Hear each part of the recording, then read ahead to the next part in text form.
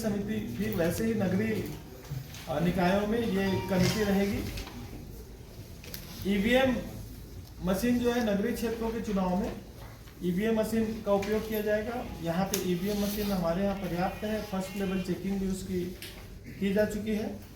इन मतलब 155 केंद्रों पे तीनों चरणों में जो त्रिस्तरीय पंचायत के 3 चरण और नगरीय निकाय चुनाव का 1 चरण, चारों चरणों में हमारे यहाँ चुनाव होंगे। राज्य निर्वाचन आयोग ने नगरीय क्षेत्रों में निर्वाचन और त्रिस्तरीय पंचायत निर्वाचन की आज घोषणा की है और आज से ही आचार संहिता लागू हो गई। तो अपने जिले में भी आज से आचार संहिता लागू हो गई राजनांदगांव जिले में। और राजनांदगांव जिले में अभी 5 नगरीय निकायों के लिए ये इलेक्शन हुआ है। उनका नगरीय निकाय क्षेत्र में इलेक्शन अभी नहीं हो रहा है क्योंकि वहाँ परिसीमन आदि की कार्यवाही प्रचलन में है। 4 जनपद क्षेत्रों में यहाँ पे चुनाव होंगे। जिला पंचायत सदस्य, जनपद सदस्य, सरपंच और पंच, इन 4 पदों पे, 4 तरह के पदों पे ग्रामीण त्रिस्तरीय पंचायतों में अभी चुनाव होंगे। अध्यक्ष और मेयर का चुनाव डायरेक्ट चुनाव होगा, ईवीएम से होगा नगरीय क्षेत्रों में। पार्षद का भी ईवीएम से होना है। इसमें इस बार जो चीजें जो चेंज हुई है उसमें चूंकि डायरेक्ट इलेक्शन हो रहा है और ईवीएम से हो रहा है, तो ये 2 चीजें पिछले सालों की तुलना में नगरीय क्षेत्र में ये परिवर्तन हुआ है। इसमें नगरीय क्षेत्र में 22 जनवरी से नॉमिनेशन पेपर लिए जाएंगे। उसका एक पूरा शेड्यूल है, जैसा मैंने आज बताया। 11 जनवरी को इसमें नगरीय क्षेत्रों में चुनाव जरूरत पड़ने पे मतदान होगा। इसी तरह से ग्रामीण क्षेत्रों में 27 जनवरी से नॉमिनेशन पेपर लेने की प्रक्रिया प्रारंभ होगी और ये 3 चरणों में होंगे, जिसमें राजनांदगांव विकास खंड का प्रथम चरण में राजनांदगांव विकास खंड, द्वितीय चरण में चुरिया विकास खंड और तृतीय चरण में डोंगरगढ़ और डोंगरगांव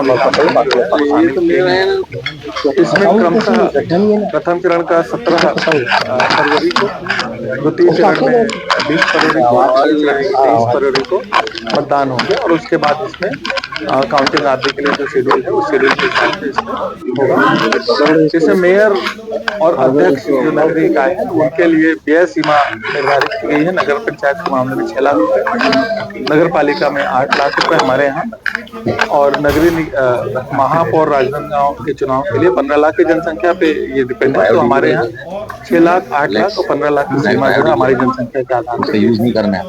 इसमें चूंकि आचार संहिता लगे हैं तो बहुत सारे प्रतिबंधात्मक आदेश जो है, चाहे 163 का आदेश हो, शस्त्र जमा कराने का आदेश हो, रेस्ट हाउस आदि, सर्किट हाउस, रेस्ट हाउस का उपयोग के बारे में हो, या किसी तरह से जुलूस है, सभा है, उसके संबंध में अनुमति किस तरह से ली जानी है, अनुमति किनके द्वारा ली जानी है, नॉमिनेशन पेपर कहाँ कौन कौन से जगह पे लिए जाएंगे, किनके लिए जाएंगे, उसके बारे में डिटेल आप लोगों की समझ चाहिए बताएं। पॉलिटिकल पार्टीज को भी आज हम ये सारी जानकारी अभी देंगे।